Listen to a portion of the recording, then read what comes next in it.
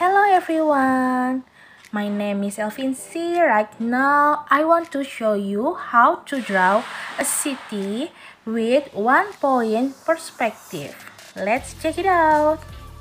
Why one-point perspective is important? One-point perspective is important because it is a first step to making parts of your drawing look 3D.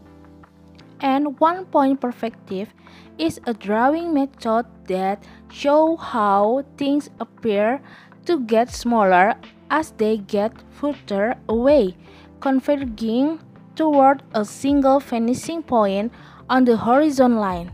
It is a way of drawing objects upon a flat piece of paper or other drawing surface so that they look three-dimensional and realistic. Next, I will show you step by step. First, draw the horizon line. This vertical line is distinguished between the sky and ground. It also can refer to the vantage point of the viewer. Next, place a vanishing point on the horizon line. It must be placed on the horizon line.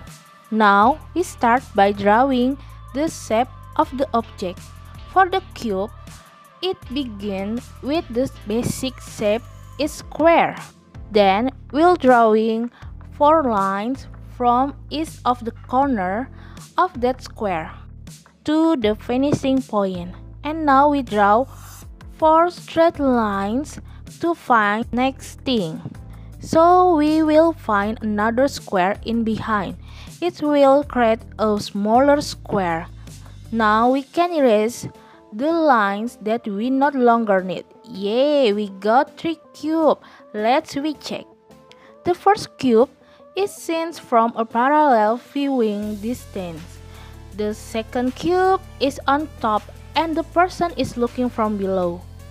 The third cube, the person who is on a high place is looking down at the cube. And then, let's draw a city.